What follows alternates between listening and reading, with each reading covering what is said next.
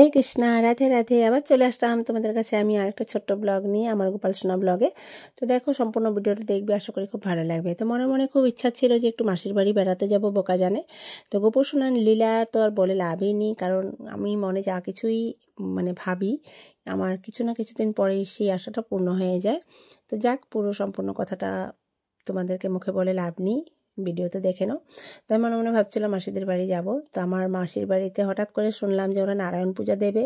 তো আমি কিভাবে যাব, কি কারণে যাব, কি কি কোনো একটা কিছু তো দরকার ছাড়া তো কেউ যেতে পারে না। তো বাড়িতে কাউকে বলতে পারছি না যে মাসির বাড়িতে যাওয়ার খুব ইচ্ছা হচ্ছে। তো গোপুসোনার কৃপায় দেখো আমি যেতে পারছি, কারণ আমার মাকে নিমন্ত্রণ করেছে যাওয়ার জন্য, নারায়ণ পূজা হবে ওদের বাড়িতে। তো ঠিক সেই সময় আমার বাবারও কিছু কাজ পড়ে গেল, তো মা যেতে পারলো না। তো মা মামি বললো যে আমরা সকালে যাব, বিকালে চলে আসবো, তুই যাতে যাবি না, তাহলে ঠিক আছে আমরা চলে যাই। তো আমি বললাম যে না, আমি তোমাদের সাথে যাব।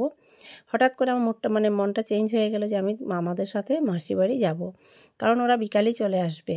তো এই কথা বলে আমি তাড়াতাড়ি রেডি হয়ে চলে আসলাম। স্টেশনে এসে আমি মামাদের সাথে চলে আসলাম বোকাজানে। দেখো, বোকাজান স্টেশনে নেমে দেখি মাসির ছেলে আমাদেরকে নিতে চলে এসছে। তো সবাই মিলে গাড়িতে উঠে পড়লাম। এবার আমাদেরকে নিয়ে যাচ্ছে একটা বড় মিষ্টির দোকানে নিয়ে আসলো। সেখানে এসে মামা আমাদেরকে অনেক কিছু খাওয়ালো, কে কী খেতে চায় সবাইকে বলল। তো আমি বেশি কিছু খাইনি, কালাকান আর একটা সাদা রসগোল্লা খেয়েছি, কারণ আমার রসগোল্লা খুব ভালো লাগে। তো মামা কী করলো, কিছু রসমলাইয়ের বাটি নিয়ে নিল মাসিদের জন্য, কারণ নারায়ণ পূজা আছে, তার জন্য একটু ভগবানকেও মিষ্টি দেবে। তো চলে আসলাম মাসিদের বাড়ি। তো দেখো, এখন আমরা মাসিদের ঘরেই ঢুকছি। তো মাসির মেয়ে, আমার মাসির দিদির মেয়ে, তো ওরা সবাই বাইরে দাঁড়িয়েছিল, আমাদেরকে ডেকে বাড়িতে ঢুকালো, ঘরের ভিতরে ঢুকালো। তারপর চলে আসলাম ঠাকুরের মন্দিরে। তো দেখো, শিব মন্দির আছে ওদের বাড়িতে, খুব সুন্দর শিব পুজো করে ওরা। প্রত্যেক বছর শ্রাবণ মাসে এখানে ওরা নিয়ম নিষ্ঠাভাবে শিবলিঙ্গের পূজা করা হয়। এখানে শিবরাত্রি ব্রতও পালন করা হয়, সবাই এখানে শিব ভক্ত ওদের বাড়িতে। তার সাথে সাথে আজকে নারায়ণ পূজা ওরা করেছে খুব সুন্দর করে। তো দেখো, মামা প্রণাম করছে, তার সাথে সাথে আমরা সবাই মিলে একটু প্রণাম করলাম, যজ্ঞের ফোঁটা নিলাম, তারপর একটু ঘন্টি বাজালাম। ঘন্টি বাজিয়ে এবার চলে যাচ্ছি, একটু মাসির সাথেও দেখা করব। তো দেখো, মামিও চলে আসলো। আমরা প্রণাম করে বেরোতে না বেরোতে মামিও চলে আসলো, বলল আমিও একটু প্রণাম করে নিই। তো মামি প্রণাম করতে করতে আমরা আবার চলে আসলাম, একটু মাসিদের রুমে যাব।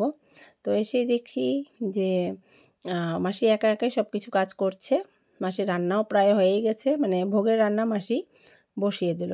এক চুলায় দেখো ডাল বসিয়ে দিয়েছে, আর একদিকে টক বসিয়ে দিল, এদিকে নিরামিষ ঘ্যাঁটো বানিয়ে নিল, তারপর পায়েস আগেই বানিয়ে রেখেছে, তারপর ভাজা করলো 3 রকমের। তো মামাকে নিয়ে চলে আসলাম দিদির বাড়িতে। দিদির বাড়ি পাশেই ছিল আমাদের ছোটো মাসির, মাসির পাশে 2-3 বাসার পরেই, বাড়ির পরেই দিদির বাড়ি। তো এখানে এসে দিদি বলল যে একটু খাবার খেয়ে নে, কারণ আমরা সকালবেলা না খেয়ে বেরিয়েছিলাম তার জন্য। তো মামার সেখানে একটু ডাল, আলু সেদ্ধ আর সয়াবিনের তরকারি বানিয়েছে, ফুলকপির তরকারি বানালো, ভাজি করলো। তো মামা সেখানে বেগুন ভাজি দিয়ে গরম গরম ঘি দিয়ে একটু ভাত খেয়ে নিল। তারপর চলে আসলাম আবার মাসির বাড়িতে। এসে দেখি মাসি পুজোর জন্য পুরো আয়োজন রেডি করে নিয়েছে। এবার ভোগও দিয়ে দিল। তারপরে একটু মাসির সাথে আমি শঙ্খ বাজিয়ে একটু আমরা আরতিতে সহযোগিতা করলাম। একসাথে মাসি পুজো পাঠ করলো। তারপর আমরা কি করলাম, দেখো সবাইকে আমি এখন প্রসাদ দিচ্ছি।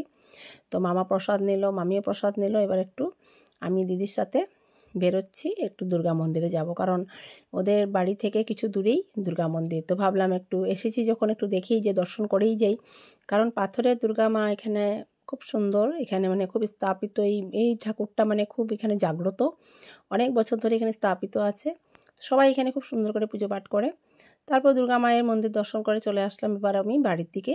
তো মামি বললো চলো একটু নদীটা দেখে আসি। তো নদীর ধারে এসে আমরা এখানে খুব আনন্দ ফুর্তি করলাম, করে এবার আমরা উপর দিকে আবার চলে আসছি। তারপর বিকাল হয়ে গেল দেখতে দেখতে। তো 4টার সময় আমরা ঘর থেকে বেরিয়ে পড়লাম। স্টেশনে আসতে না আসতেই দেখি যে 4:30টার মধ্যে গাড়ি ঢুকে গেল। তারপর আমরা আবার রওনা দিলাম, এবার ট্রেনে উঠে যাব। তো মাসিও আমাদের সাথে চলে আসলো, কারণ মামাদের বাড়িতে মাসি অনেক দিন ধরে আসছিল না, তাই মামা বললো যে চল আমাদের বাড়িতে যাবি, 2-3 দিন থাকবি। তারপর স্টেশনে এসে আমার ছেলেকে ফোন করে বললাম আমাকে নিয়ে যা। তো আমার ছেলে দেখো আমাকে এখন বাড়ির দিকে নিয়ে আসছে। তো খুব আনন্দ করেছি, এত সুন্দর করে ঘুরতে পারবো ভাবতে পারিনি। তো গোপুসোনা আমার মনের ইচ্ছা এইভাবেই পূরণ করে দেয়, যখন যে কিছু আমি মনে মনে ভাবি আমার ইচ্ছাটা পূরণ হয়ে গেল, খুব খুশি আমি। তারপর বাড়িতে চলে আসলাম, গোপুসোনাকে একটু আদর করলাম, করে সন্ধ্যাবাতি পুজো দিয়ে তারপর আমি রাত্রেবেলার জন্য রান্না করলাম, একটু কারি পাতার বড়া, ডাল আর ভাত বানালাম। তারপর রাত্রেবেলা খেয়ে আমরা ঘুমিয়ে পড়লাম। তো এইভাবেই সেই দিনটা কাটলো। খুবই আনন্দজনক দিন ছিল সেদিন। আবার আসবো পরের ভিডিওতে। খুব ভালো লাগলো। হরে কৃষ্ণা, হরি বল।